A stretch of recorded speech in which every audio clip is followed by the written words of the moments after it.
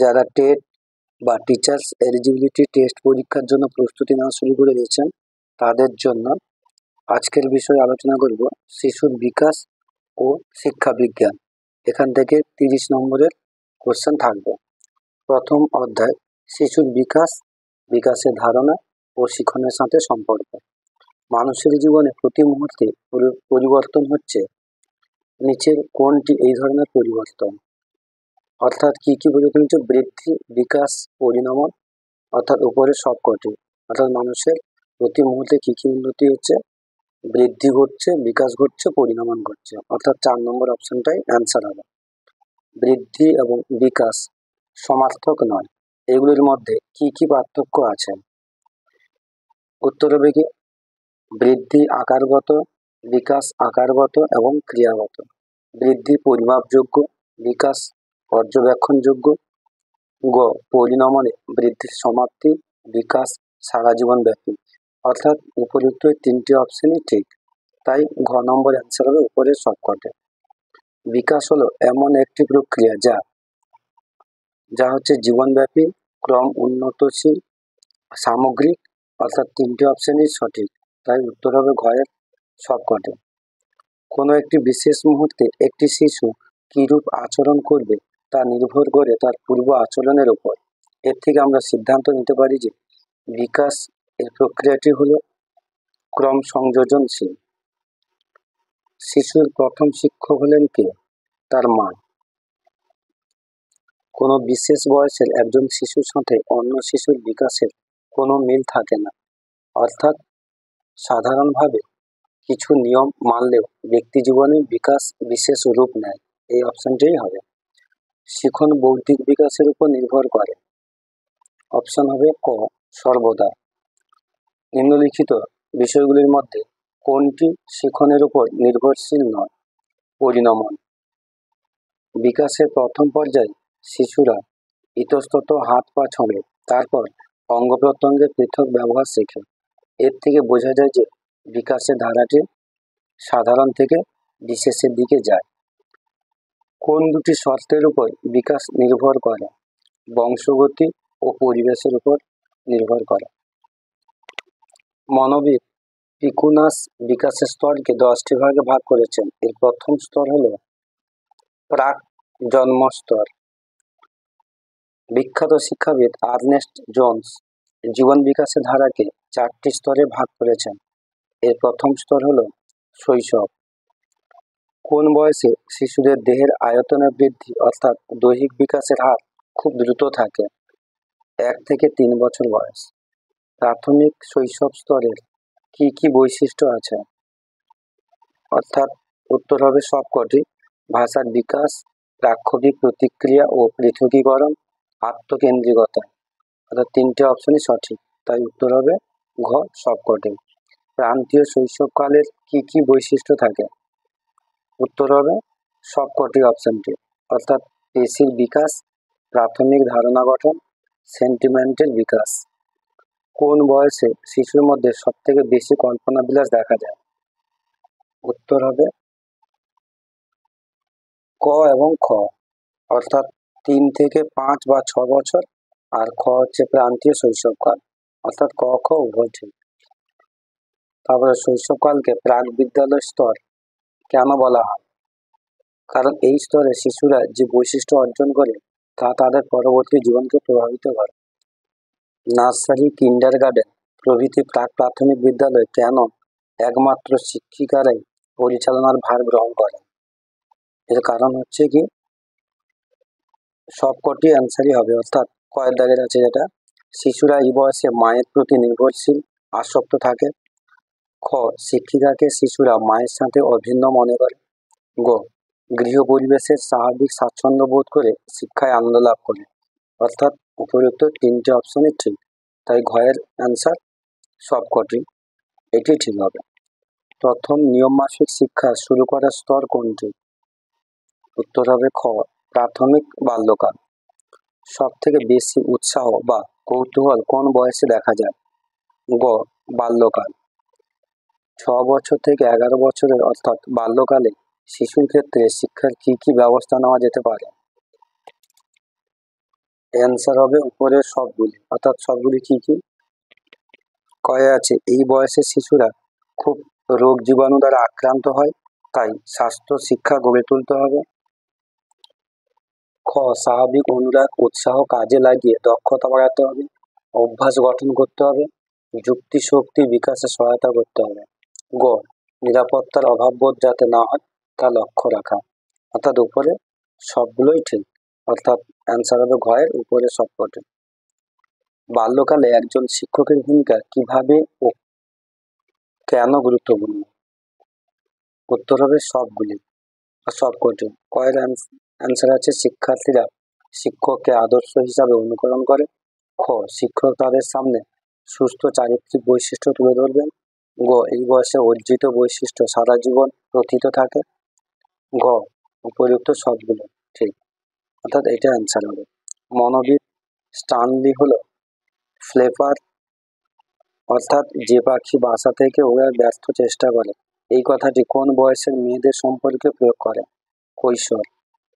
প্রাথমিক কৈশোরের কিছু দৈহিক বৈশিষ্ট্য হলো গলার স্বর পরিবর্তন, হৃদযন্ত্রের সক্রিয়তা, ক্ষুধা বৃদ্ধি, মুখের অবয়বের পরিবর্তন। অর্থাৎ উপরের সবকটি। শৈশবের প্রধান চাহিদাগুলি কি কি? ক অপশন আছে স্বাধীনতা আত্মপ্রকাশ, খ দুঃসাহসিকতা জীবন দর্শন, গ বিপরীত লিঙ্গের প্রতি আকর্ষণ দলবদ্ধতা, অর্থাৎ ঘ সবকটি। অর্থাৎ উত্তর হবে এই তিনটি অপশনই সঠিক, তাই ঘয়ের অ্যান্সারটি হবে ঠিক সবকটি। কৈশোরের সমস্যাগুলি কি কি? উত্তর হবে সবগুলো, তাই আমি সবগুলো বলছি। ক নিয়ন্ত্রণের অভাব, অবদমন, হীনমন্যতা, অবসাদ, অন্তর্দ্বন্দ্ব, অসহায়তা, আর ঘ হচ্ছে সবকটি। অর্থাৎ অ্যান্সার হবে সবকটি। একটি মাধ্যমিক বিদ্যালয়ের শিক্ষক বা শিক্ষিকা হিসাবে তুমি কৈশোরে পা দেওয়া একটি শিক্ষার্থীর সুষ্ঠু বিকাশের জন্য কি কি ব্যবস্থা নেবে? কয়ে আছে প্রাক্ষোভিক প্রবণতাগুলি সহানুভূতির সাথে বিবেচনা করা, মানসিক আঘাত না দেওয়া, কৌতূহল প্রবণতা ও বিশ্লেষণ ক্ষমতা শিক্ষার্থীদের সমালোচক করে তোলে, তাদের এই মনোভাবের যোগ্য মর্যাদা দেওয়া, সৃজনশীল কাজকর্ম প্রবৃত্ত করা, দলবদ্ধ কাজ করানো, নৈতিক মূল্যবোধ জীবনাদর্শ গড়ে তোলা। আর ঘ হচ্ছে উপরের সবকটি। অর্থাৎ উত্তর হবে ঘ উপরের সবকটি ঠিক। একটি শিক্ষার্থীর দৈহিক উত্তেজনা প্রশমনের জন্য কি কি ব্যবস্থা নেওয়া যেতে পারে? সৃজনী স্পৃহা জাগিয়ে তোলা। কৈশোরের শিক্ষার মূল কথা হলো কি? সহানুভূতি। একজন মুক্তমনা আধুনিক শিক্ষক অথবা শিক্ষিকা হিসাবে তোমার কাছে বিদ্যালয়ের যৌন শিক্ষার কেন প্রয়োজন আছে বলে তুমি মনে করো? উত্তর হবে সবগুলি। কি কি? জৈবিক স্বাভাবিক প্রবৃত্তিগুলি সম্পর্কে যাতে কোনো ভুল ধারণার বশবর্তী না হতে হয় তার ব্যবস্থা করা, অসংযত আচরণ, অনৈতিক কার্যকলাপ বন্ধ করা, সমাজের বিপরীত লিঙ্গের প্রতি গোপন আকাঙ্ক্ষার নিবৃত্তি ঘটিয়ে প্রকৃত সম্মান দিতে শেখান। অর্থাৎ উপরের সবকটি ঠিক। ঘয়ের অ্যান্সারটাই হবে। শিক্ষার্থীর মধ্যে অনেক সময় অপরাধ বোধ, হতাশা, অহেতুক ভয় দেখা যায়, যা তার শিক্ষার প্রভাব বিস্তার করে। এই সমস্যা দূরীকরণে শিক্ষক অথবা শিক্ষিকা হিসেবে তোমার কি কর্তব্য? ব্যক্তিগত স্তরে খোলাখুলি আলোচনা করা। শিশুর বিকাশে সফালোকডাল নীতি কি? মাথা থেকে ধীরে ধীরে পায়ের দিকে বিকাশের গতি লক্ষ্য করা। শিশুর বিকাশে প্রক্সিমেরুডাল নীতি কি? প্রক্সিমোডিস্টাল নীতি কি?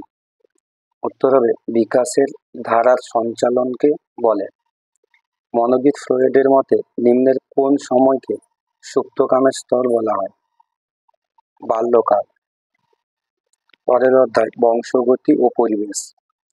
জিনতত্ত্ব বা জেনেটিক্স শব্দটি কে প্রথম ব্যবহার করেন? William Bateson. বংশগতির একক কাকে বলা হয়? জিনকে। ফ্রেড এবং এডউইন নামে দুজন সমকোষী যমজ শিশু নিয়ে কে বংশগতির পরীক্ষা করেছিলেন? নিউম্যান। বংশগতি মানুষের জীবনে একটি পরিসর নির্ধারণ করে দেয়। নিম্নের কোন মনোবিদ এই উক্তিটি করেছেন? টাইলার। মানুষের ব্যক্তিত্ব হলো সমান কার্যকরী বংশগতি এক্স পরিবেশ। এই উক্তিটি নিম্নের কোন মনোবিজ্ঞানী বলেছেন? F.N. রাজ। নিম্নের কোনটি মনস্তাত্ত্বিক চাহিদা? আত্মপ্রতিষ্ঠার চাহিদা। শিক্ষার্থীর হীনমন্যতা দূর করতে শিক্ষক কি ভূমিকা নেবেন? শিক্ষার্থীকে বেশি করে প্রাধান্য দেবেন। জন্মের সময় কোনো শিশু তার পূর্বপুরুষদের যেসব বৈশিষ্ট্য নিয়ে আসে তাকে বলা হয় শিশুটির বংশগতি। একটি শিশু জন্মের পর থেকে সুরেলা কণ্ঠের অধিকারী অথবা বিশেষভাবে ছন্দ ও তাল জ্ঞান সম্পন্ন। এই ধরনের দক্ষতা প্রবণতাকে বলা হয় মানসিক বংশগতি। ডারউইনের মতে বংশগতির কারণ হলো সংবিবৃতি। বংশগতির সূত্র বা নিয়মাবলী কি কি? উত্তর হবে সবকটি। কি কি? প্রত্যেক প্রাণী তার নিজের বৈশিষ্ট্য সম্পন্ন প্রাণীরই জন্মদানে সক্ষম। খ, পিতামাতার সঙ্গে সন্তানের পার্থক্য হয় এবং এই পার্থক্যের একটা নিয়ম আছে। গ, প্রত্যেক মানুষের প্রবণতা হলো গড়ের দিকে যাওয়া। আর ঘ হচ্ছে সবকটি, অর্থাৎ উপযুক্ত তিনটি অ্যান্সারই সঠিক। মনোবিজ্ঞানের ভাষায় পরিবেশের অর্থ হলো সেই সব উদ্দীপকের সমবায় যা মানুষকে উত্তেজিত করে তোলে। বিভিন্ন পরিবেশের নাম কি কি? সামাজিক পরিবেশ, পারিবারিক পরিবেশ, বিদ্যালয় পরিবেশ। অর্থাৎ ঘয়ের অ্যান্সারটাই ঠিক, অর্থাৎ উপযুক্ত সবগুলোই ঠিক। শিশুর বিকাশে বংশগতি ও পরিবেশের মধ্যে কোনটি সবচেয়ে গুরুত্বপূর্ণ? সমানভাবে দুটি। বংশগতি এবং পরিবেশ দুটোরই গুরুত্ব রয়েছে। বংশগতি সম্পর্কে শিক্ষকের ভূমিকা কিরকম? নিষ্ক্রিয়। পরিবেশ হলো এক ধরনের সামাজিক বংশগতি। বংশগতির সূত্রে প্রতিটি শিশু বিভিন্ন বিচিত্র বৈশিষ্ট্যের অধিকারী। এই ব্যক্তিগত বৈষম্যকে শিক্ষাক্ষেত্রে কিভাবে কাজে লাগানো হয়? এই সমস্ত বৈষম্যমূলক ধারণা শিক্ষাক্ষেত্রে বিভিন্ন শিক্ষা পদ্ধতির সুসমন্বয় গড়ে তুলতে সাহায্য করে। শিক্ষার সার্থকতা ব্যক্তি জীবনের বিকাশ যা নিম্নলিখিত কোনটির ফলাফল? বংশগতি ও পরিবেশের মিথস্ক্রিয়া। এর পরের অধ্যায় সামাজিকীকরণ। শিশুর সামাজিকীকরণ প্রথম শুরু হয় মায়ের থেকে।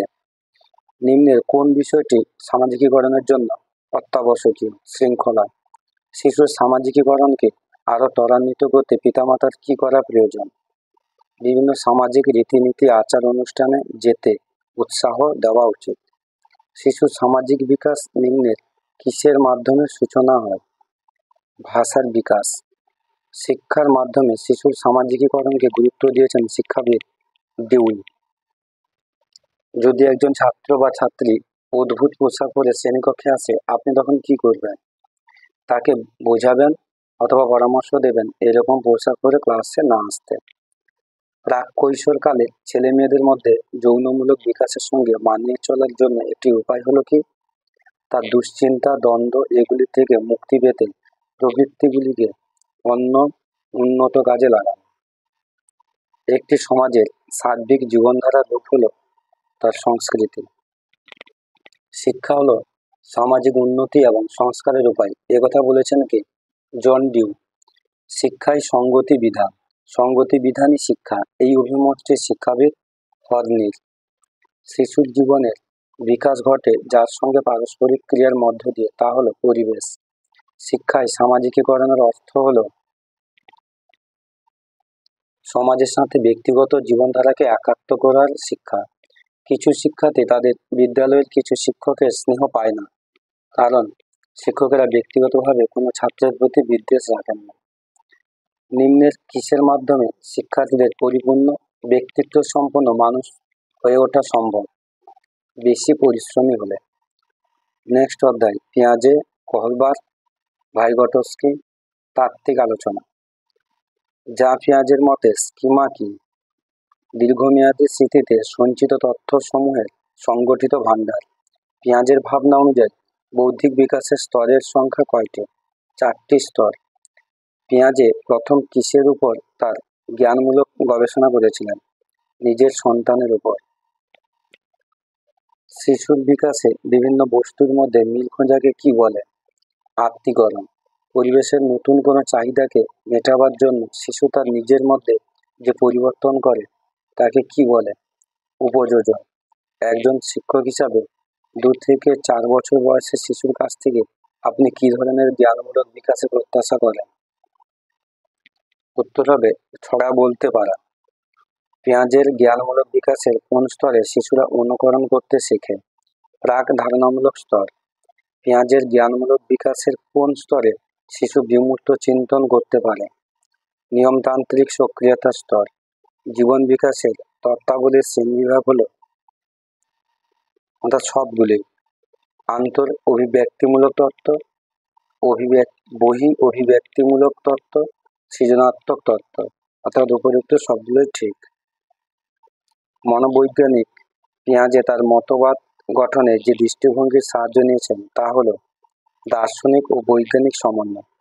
পেঁয়াজের মতবাদের জৈবিক ভিত্তি আলোচনার উল্লেখযোগ্য বিষয়গুলি হলো উপযুক্ত সবগুলোই ঠিক। অর্থাৎ আত্মীকরণ, সহযোজন, অভিযোজন, সাময়িক আচরণগত সাম্য, আর লাস্টে আছে সবগুলি। অর্থাৎ উত্তর হবে সবগুলি।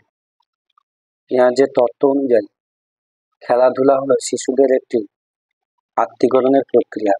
সহযোজন হলো এমন একটি প্রক্রিয়া যেখানে ক খ অর্থাৎ নতুন অভিজ্ঞতা অর্জিত হয় আর পরিবেশের প্রভাবে আচরণ পরিবর্তিত হয়। অর্থাৎ ক এবং খ উভয় ঠিক। স্কিমা এই ধারণাটির উদ্ভাবক হলেন আর্ট বার্লেট। স্কিমা সম্প্রসারণে দুটি সক্রিয় প্রক্রিয়া হলো অভিযোজন ও সাংগঠনিকরণ। পেঁয়াজে মানুষের বৌদ্ধিক ও জ্ঞানমূলক বিকাশের সবকটি স্তরের কথা উল্লেখ করেছেন। এই স্তরগুলো হলো কি? সংবেদন ও সঞ্চালনমূলক চিন্তার স্তর, প্রাক ধারণামূলক স্তর, বাস্তব সক্রিয়তার স্তর ও নিয়মতান্ত্রিক সক্রিয়তার স্তর।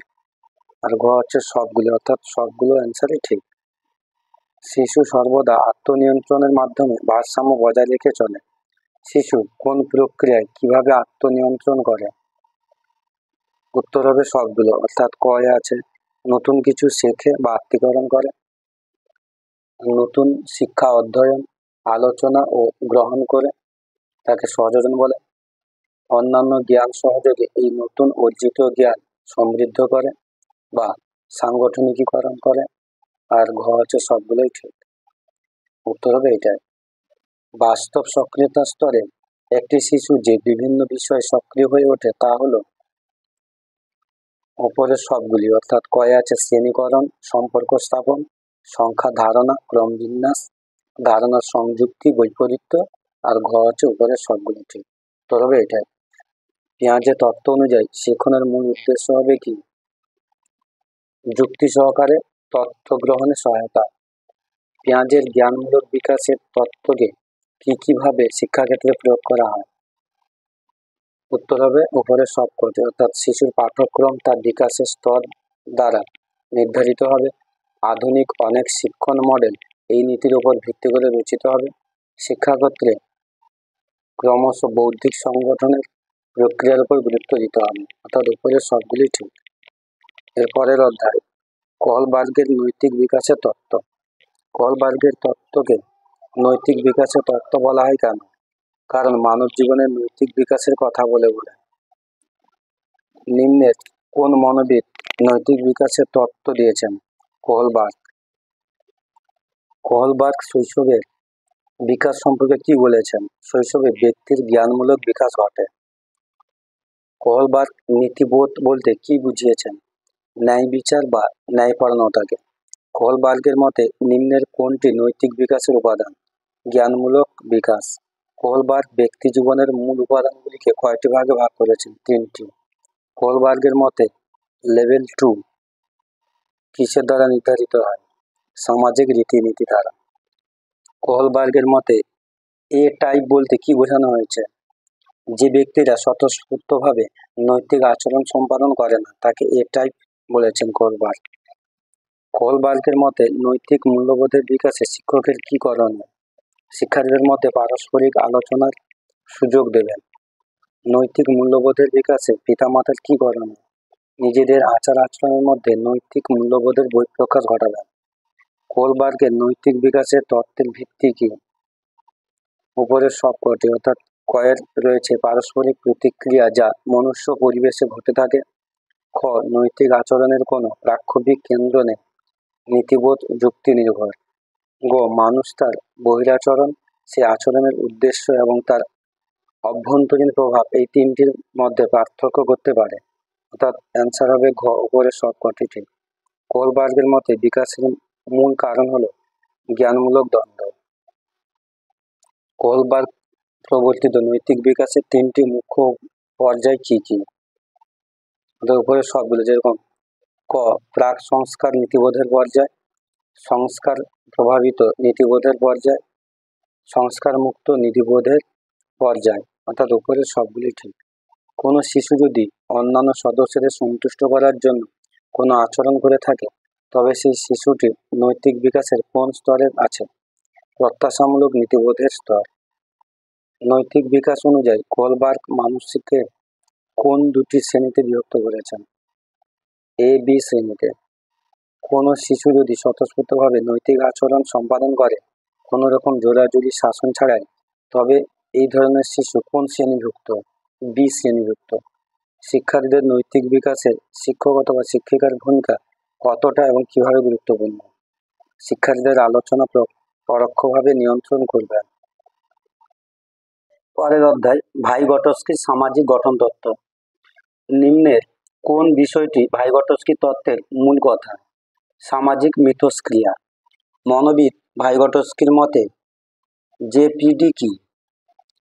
জেপিডি হলো যেখানে শিশুরা দক্ষ কারো সাহায্য নিয়ে সমস্যার সমাধান করতে পারে। মনোবিদ ভাইগটস্কির মতে স্ক্যাফোল্ডিং কি?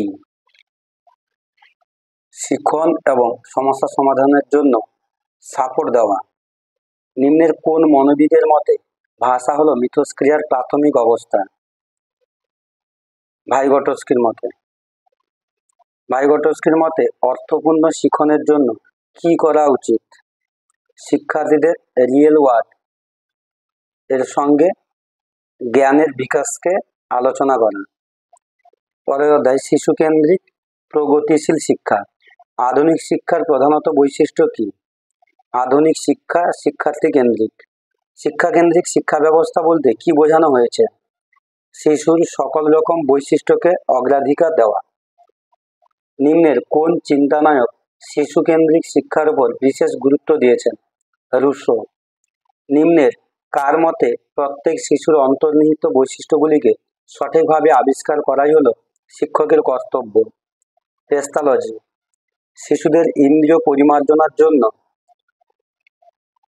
সেন্স ট্রেনিং এর গুরুত্বকে উপলব্ধি করেছিলেন পেস্তালজি।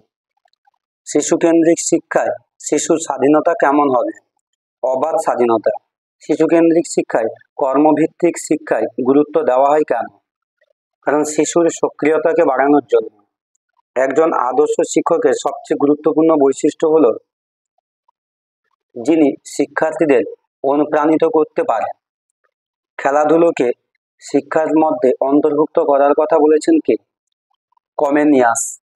শিশুর পবিত্র মনকে কলুষিত করে সমাজ, এই উক্তিটি কে করেছেন? রুশো। পরের অধ্যায়, বুদ্ধির গঠন। দুজন শিশুর মধ্যে একজন খুব ভালো অঙ্ক কষতে পারে, আরেকজন খুব ভালো ছবি আঁকে, মাটি দিয়ে মূর্তি গড়ে। এদের দুজনের মধ্যে কোনজন বুদ্ধিমান? দুজনই বুদ্ধিমান। বুদ্ধি সম্পর্কিত আধুনিক ধারণা মনোবিদ ক্যাটেল এবং হ্যাভ দিয়েছেন। ক্যাটেল বুদ্ধিকে কভাগে ভাগ করেছেন? দুভাগে, অর্থাৎ তরল ও কেলাসিত। হ্যাভের মত অনুযায়ী দুরকম বুদ্ধি হলো এ ও বি বুদ্ধি। স্পিয়ারম্যান পরবর্তীকালে কোন উপাদানের অস্তিত্ব স্বীকার করেন? দলগত উপাদান। নিচের দুটি স্তম্ভ, এ স্তম্ভে মনোবিদ এবং বি স্তম্ভে বুদ্ধি সংক্রান্ত তত্ত্ব সঠিকভাবে সাজাও। থার্স্টন হবে বহু উপাদান তত্ত্ব, থমসন বাছাই তত্ত্ব, স্পিয়ারম্যান দ্বি উপাদান তত্ত্ব, গিলফোর্ড বুদ্ধির সংগঠন সংক্রান্ত তত্ত্ব, বার্ট ভার্নন ক্রম সমন্বয়মূলক তত্ত্ব। একজন আদর্শ শিক্ষকের সবচেয়ে গুরুত্বপূর্ণ বৈশিষ্ট্য হলো যিনি শিক্ষার্থীদের অনুপ্রাণিত করতে পারেন। গিলফোর্ডের বুদ্ধির গঠন সংক্রান্ত তত্ত্ব অনুযায়ী বুদ্ধির মাত্রাগুলি কি কি? অর্থাৎ সবগুলোই উত্তর হবে, যেগুলো আছে প্রক্রিয়াগত, বিষয়বস্তুগত, ফলাফল, সবকটি, অর্থাৎ লাস্ট অপশনটাই হবে। শূন্যস্থান পূরণ, সাদৃশ্য বৈসাদৃশ্য নির্ণয়, সূত্র গঠন, এগুলি বুদ্ধির কোন মাত্রা? ফলাফল। কোন শিশুকে পড়ানোর সময় তার কোন বয়সের উপর গুরুত্ব আরোপ করা উচিত? মানসিক বয়স। সাধারণ বুদ্ধিসম্পন্ন ব্যক্তির বুদ্ধাঙ্ক সাধারণত কত? 90 থেকে 110 বা 25.50%। নিম্নলিখিত বুদ্ধাঙ্কের তালিকা থেকে শিক্ষণযোগ্য ছাত্রদের নির্বাচন করুন। 50 থেকে 70। বুদ্ধির অভিক্ষার দ্বারা কোন কোন বিষয় পরিমাপ করা যায় না? জন্মগত মানসিক ক্ষমতা। দ্বিতীয় স্তম্ভটি প্রথম স্তম্ভটির ক্রমবিন্যাস অনুযায়ী সঠিকভাবে সাজাও। Alexander pass along test, Kohs block design test, Dearborn WISC, Wechsler form board test, Healy cube construction test, Knox হচ্ছে পাজল টেস্ট, এলিস হিম হচ্ছে এইচ আর গুড এনাফ, ইনি হচ্ছেন মেন ড্রয়িং টেস্ট। নিম্নের কোনটি কার্য সম্পাদনী অভিক্ষা? ডিয়ারবর্নের ফর্ম বোর্ড অভিক্ষা। বুদ্ধাঙ্ক গতিশীলতা হল অপরিবর্তনীয়। স্পিয়ারম্যানের দ্বি-উপাদান তত্ত্বটি প্রকাশিত জার্নালের নাম হল আমেরিকান জার্নাল অফ সাইকোলজি। মনোবিদ থার্স্টনের মতে বুদ্ধির উপাদান হল 7টি। থার্স্টনের বুদ্ধির উপাদান তত্ত্বটিকে বহু উপাদান তত্ত্ব বলা হয় কারণ বুদ্ধির কোনো একক শক্তিকে স্বীকার করা হয় না। বাছাই নামে বুদ্ধিতত্ত্বের প্রস্তাবক কে? গডাফ্রো থমসন। 3 মাত্রা বা 3 ডাইমেনশন বুদ্ধির তত্ত্বের প্রবক্তা কে? গিলফোর্ড। গিলফোর্ডের বুদ্ধির উপাদান তত্ত্বে কটি উপাদানের কথা বলা হয়েছে? 120টি। বুদ্ধির পাস অ্যালং টেস্ট কে নির্মাণ করেন? মনোবিদ আলেকজান্ডার। মনোবিদ টালম্যানের মতে স্বাভাবিক বুদ্ধিসম্পন্ন শিশু তারা যাদের আইকিউ 120 থেকে 139-এর মধ্যে। বুদ্ধি পরিমাপের সংখ্যামান প্রকাশ করার সূচকের ধারণা প্রবর্তন করেন মনোবিদ স্টার্ন। বুদ্ধির SOI মডেলটির প্রবর্তক কে করেন? গিলফোর্ড। মনোবিদ গিলফোর্ডের SOI মডেলটি শিক্ষাক্ষেত্রে তাৎপর্যপূর্ণ কারণ এখানে শিখন, স্মৃতি ও সমস্যা সমাধানের কথা বলা হয়েছে। এরপরে অধ্যায় সমাজ গঠনে লিঙ্গের ভূমিকা। নিচের কোন বিষয়টি দ্বারা সমাজে নারী ও পুরুষের পার্থক্য লক্ষ্য করা যায়? শ্রম বিভাজন। নারীদের ভূমিকার উপর নিচের কোন প্রতিষ্ঠান প্রাধান্য বিস্তার করে না? পরিবার, সমাজ, সম্প্রদায়। কোনোটি নয়, এই অপশনটি হবে। নিচের কোন বিষয়টি সমাজ গঠনে নারীর ভূমিকা স্বীকার করে না? মেয়েরা ছেলেদের মতো সব কাজেই সমান পারদর্শী। বর্তমান সমাজ মেয়েদের প্রতি অনেক বেশি নমনীয়। বর্তমান সমাজ রাজনীতিতে মেয়েরা সক্রিয় ভূমিকা পালন করে। অতীতে শিক্ষাক্ষেত্রে মেয়েরা ছেলেদের চেয়ে তুলনামূলক কম সুযোগ সুবিধা ভোগ করত। পরের অধ্যায় মূল্যায়ন। ফরমেটিভ ইভ্যালুয়েশন হলো কর্ম চলাকালীন মূল্যায়ন। সামেটিভ ইভ্যালুয়েশন হলো চূড়ান্ত মূল্যায়ন। মূল্যায়নের উদ্দেশ্য নয় এরকম বিষয়টি হলো মূল্যায়ন দৈহিক বিকাশকে পরিমাপ করে। মূল্যায়নের মূল উদ্দেশ্য হওয়া উচিত শিক্ষায় কোনো ফাঁক আছে কিনা তা নির্ধারণ ও উপযুক্ত ব্যবস্থা গ্রহণ। নিচের কোনটি গঠনমূলক মূল্যায়ন বা ফরমেটিভ অ্যাসেসমেন্ট এর একটি উপকরণ? Term test. অবাচনিক বুদ্ধির অভিক্ষা ব্যবহৃত হতে পারে যে কোনো বয়সের ক্ষেত্রে। নিম্নের কোনটি ফর্মেটিভ করার অ্যাসেসমেন্ট নয়? নৈবেত্তিক প্রশ্নাবলী। ক্রমাগত সার্বিক মূল্যায়ন বিদ্যালয়ের মধ্যে সারা বছর ধরে হয়। সিসিই এর পুরো নাম হলো কন্টিনিউয়াস অ্যান্ড কম্প্রিহেন্সিভ ইভালুয়েশন। সত্য মিথ্যা বিচার পরীক্ষাটি হলো নৈবেত্তিক পরীক্ষা। ছাত্রদের পারদর্শিতা মূল্যায়নের জন্য সবচেয়ে কার্যকরী পদ্ধতি হলো সামগ্রিক মূল্য নির্ণয়, যা সারা বছর ধরেই চলতে থাকবে। আপনার ক্লাসের একটি ছাত্র অথবা ছাত্রী ক্রমাগত একটি বিষয়ে খারাপ ফল করছে, এই ক্ষেত্রে আপনি কি করবেন? ছাত্র বা ছাত্রীটির অসুবিধা কি কারণে তা নির্ণয়ের জন্য নির্ণায়ক অভিক্ষা প্রয়োগ করবেন। শিক্ষাক্ষেত্রে একজন অনগ্রসর ছাত্রকে সাহায্যের জন্য কোন পদ্ধতি প্রয়োগ করবেন? তাকে কি এক ক্লাস নিচে ভর্তি হয়ে 1 বছর পড়তে বলবেন? এটাই হবে। এরপরে হচ্ছে ব্যক্তি বৈষম্য। পরের অধ্যায় ব্যক্তি বৈষম্য। ব্যক্তিগত বৈষম্যের নীতি বলতে কি বোঝায়? ব্যক্তি স্বাতন্ত্র্য। ব্যক্তিগত বৈষম্য কত রকমের হতে পারে? অর্থাৎ সবগুলো যেগুলো আছে দৈহিক, মানসিক, সামাজিক, কৃষ্টিগত, প্রাক্ষবিক, শিক্ষাগত, অর্থাৎ উপযুক্ত সবগুলোই হবে। বিভিন্ন শক্তি ও তীব্রতা সম্পন্ন শব্দ প্রত্যক্ষণের বিভিন্নতা অনুযায়ী মানুষকে শ্রেণীবিভাগ করার পদ্ধতি আছে। এটি অনুযায়ী মানুষকে কিভাবে শ্রেণীবিভাগ করা যায়?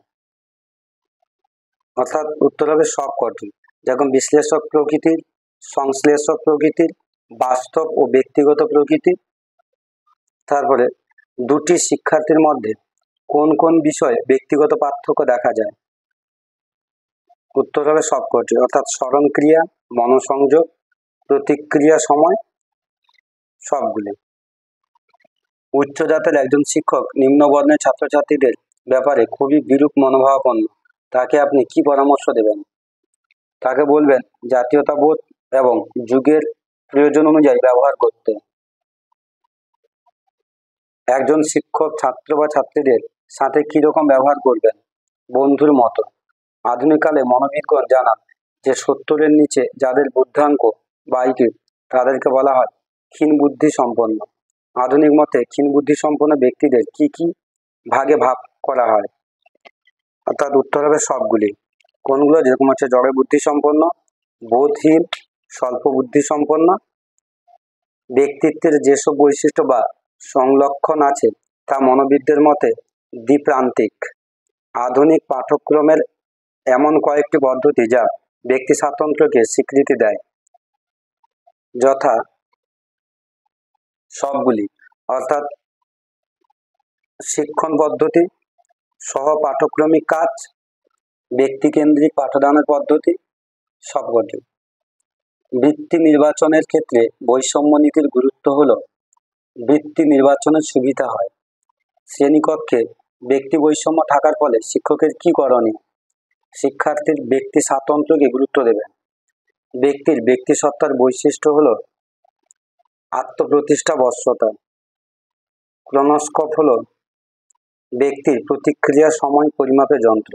সংবিধানের কত নম্বর ধারায় তপশিলি জাতি, উপজাতি, পিছিয়ে পড়া শ্রেণী ও মহিলাদের জন্য শিক্ষার বিশেষ ব্যবস্থা নেওয়া হয়েছে? 15-3 নম্বর ধারা। সংবিধানের কত নম্বর ধারায় সরকারি শিক্ষা প্রতিষ্ঠানে ধর্মশিক্ষা নিষেধ করা হয়েছে? 28 নম্বর ধারা। সংবিধানের কত নম্বর ধারায় সংখ্যালঘু গোষ্ঠীর ভাষা সংস্কৃতি সংরক্ষণের অধিকার দেওয়া হয়েছে? 29-1 নম্বর ধারা।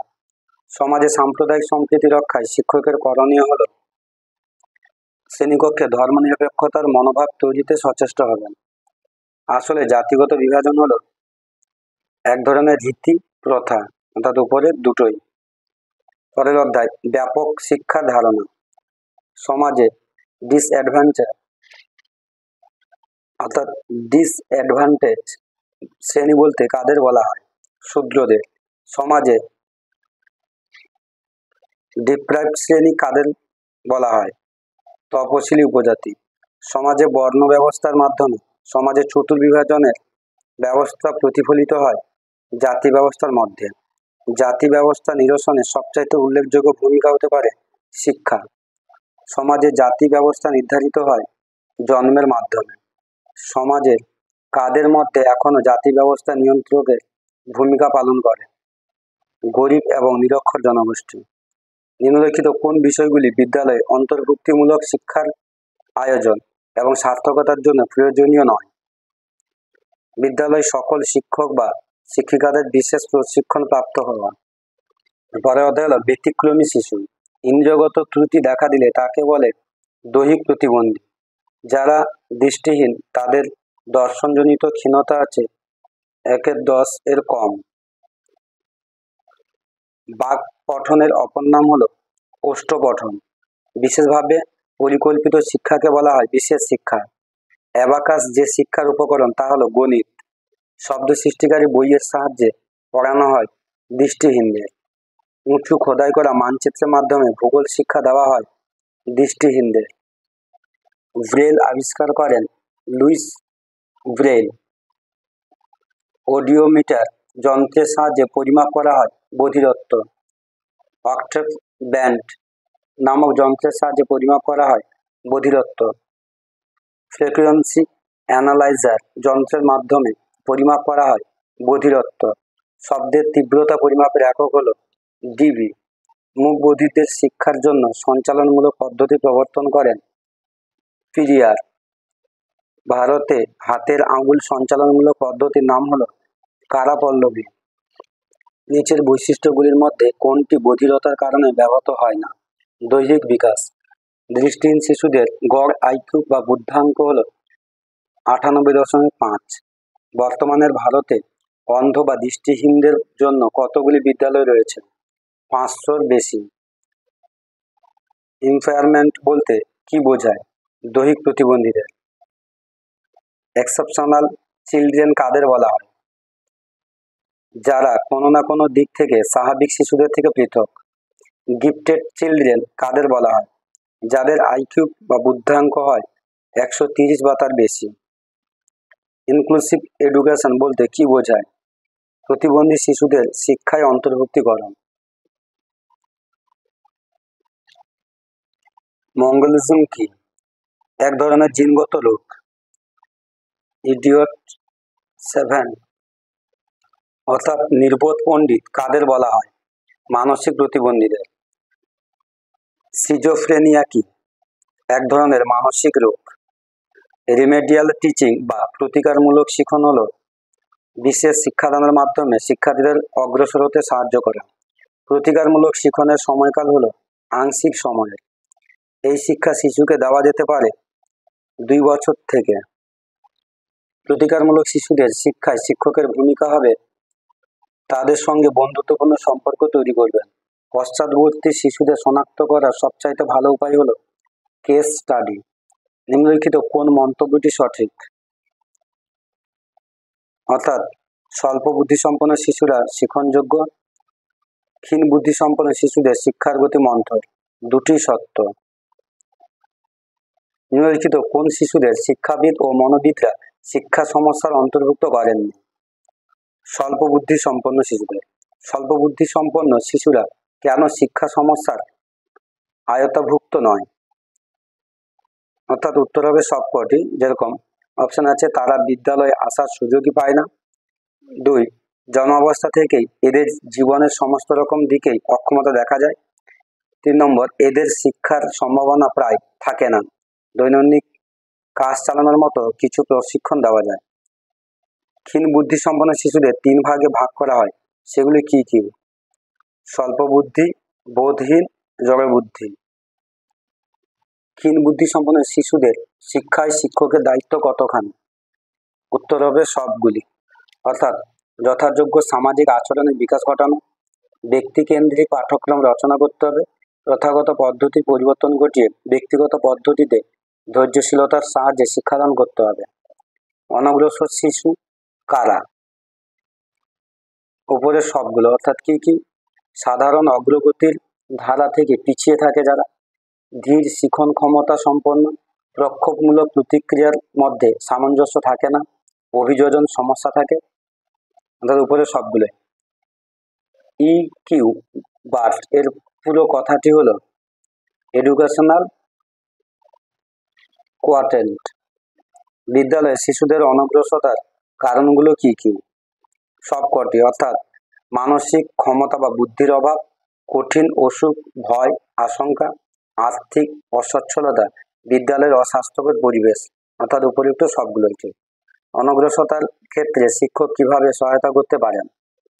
উপরের সবকটি, অর্থাৎ অসুবিধা দূরীকরণে সংস্কারমূলক শিক্ষণের সাহায্য নিতে হবে, রেশনা সঞ্চার করা, প্রয়োজনে দৈহিক ত্রুটি দূরীকরণে চিকিৎসার ব্যবস্থা করা। পরের অধ্যায়, শিক্ষা এবং শিক্ষা তত্ত্ব, অবধারণ এবং আবেগ। প্রক্ষোভ জাগরণের প্রথম কারণ হলো পরিবেশের উত্তেজনা। প্রক্ষোভের বৈশিষ্ট্য হলো প্রতিটি প্রক্ষোভ সৃষ্টির পেছনে একটা না একটা কারণ থাকবেই। মনোবিদ ওয়াটসনের মতে শিশুর মৌলিক প্রক্ষোভ হলো রাগ ও ভয়। কাদের প্রক্ষোভের তীব্রতা সবচেয়ে বেশি থাকে? শিশুদের। শিক্ষণ প্রক্রিয়া সম্পন্ন হয় প্রধানত শ্রেণীকক্ষে। শিশুদের স্বভাব হলো অনুকরণ করা। কাদের আচরণ প্রক্ষোভ দ্বারা নিয়ন্ত্রিত হয়? শিশুদের। পরের অধ্যায়, প্রেষণা। মনোবিদ ম্যাসলোর প্রেষণা তত্ত্বের সর্বশেষ চাহিদাটি হলো আত্মপ্রকাশের চাহিদা। মনোবিদ ম্যাসলোর প্রেষণা তত্ত্বে যে কটা স্তরের কথা বলেছেন তা হলো 7টি। বিদ্যালয়ের শিক্ষার্থীদের প্রেষণা সৃষ্টির জন্য শিক্ষক যে ধরনের কৌশল অবলম্বন করতে পারে তা হলো উপযুক্ত পুরস্কারের মাধ্যমে। অগ্রগতি কি?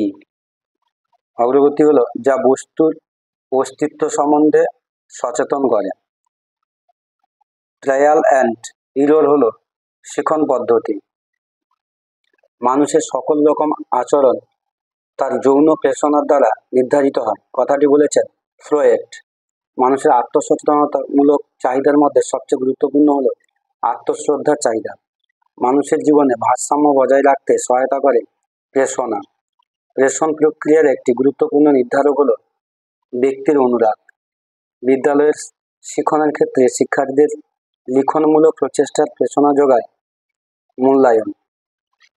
একটি ছাত্র বা ছাত্রী যদি ইংরেজিতে দুর্বল হয় তাহলে সেক্ষেত্রে ইংরেজি শিক্ষকের ভূমিকা কি হবে? শিক্ষক চেষ্টা করবেন যাতে ছাত্র বা ছাত্রীটির ওই বিষয়ে কৌতূহল সৃষ্টি হয়। পরের অধ্যায়, শিক্ষা সহায়ক উপাদান, অর্থাৎ ব্যক্তিগত ও পরিবেশগত। পরিণমনে ব্যক্তির সক্রিয়তার ধরন থাকে না। শিখনের সংযোজনবাদ হলো SR কানেকশন। প্রচেষ্টা এবং ভুলের মাধ্যমে শিখন প্রবন্ধ তত্ত্বটির প্রবক্তা হলেন থর্নডাইক।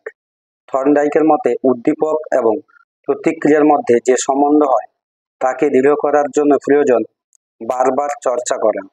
প্রবৃত্তি বলতে বোঝায় সহজাত প্রবণতা। পার্সোনাল ডিসঅর্ডার হলো অপসঙ্গতিমূলক আচরণ করা। ইটিং ডিসঅর্ডার হলো অখাদ্য খাওয়ার প্রবণতা।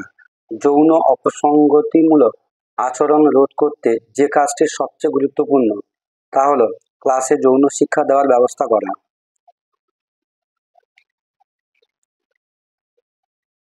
সাইকোমেটিক ডিসঅর্ডার হলো মানসিক ও দৈহিক অসুস্থতা।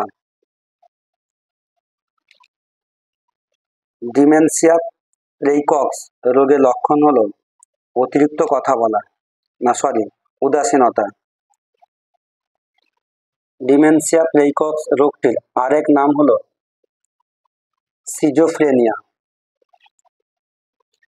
নার্কিসিজম হলো কাম প্রবৃত্তি। এপিলিপসি এর লক্ষণ হলো আক্রমণাত্মক আচরণ। মেন্টাল রিটার্ড শিশুরা হলো বুদ্ধির দিক থেকে পিছিয়ে পড়া শিশু। রেটিস ডিসঅর্ডার হলো বাকশক্তি নষ্ট হয়ে যাওয়া। অ্যাসপারজার্স ডিসঅর্ডার হলো বাগধারা কিছু কাজ করতে পারা, বাধা ধরা কিছু কাজ করতে পারা। রুমিনেশন ডিসঅর্ডার হলো খাওয়ার পর খাবার উগরে দেওয়া। এলিমিনেশন ডিসঅর্ডার হলো পায়খানা প্রস্রাব ধরে রাখার অক্ষমতা। ট্রান্সিয়েন্টিক ডিসঅর্ডার হলো গলা দিয়ে হঠাৎ আওয়াজ বের করা। ফ্যাকটিসিয়াস ডিসঅর্ডার হলো রোগের ভান করা। একদল ছাত্রদের দেখা গেল একটি ছাত্রকে তারা নিগ্রহ করছে। এই ঘটনা দেখে আপনার প্রতিক্রিয়া কি হবে? প্রত্যেক দোষী ছাত্রদের আলাদা করে পরামর্শ দেবেন। শিশুর বিকাশ ও শিক্ষা বিজ্ঞান এই অধ্যায়ের আরো বহু প্রশ্ন উত্তর রয়েছে, আমি পরের ভিডিওতে আলোচনা করব। চ্যানেলটিকে সাবস্ক্রাইব না করে থাকলে অবশ্যই করে দেবেন, কারণ টেট সংক্রান্ত সমস্ত ধরনের প্রশ্ন উত্তর আমার এই ভিডিওগুলোতে পোস্ট করব। তাই আপনাদের কাজের ভিডিওগুলো অবশ্যই সর্বাগ্রে পাওয়ার জন্য চ্যানেলটিকে সাবস্ক্রাইব করে দেবেন। ধন্যবাদ।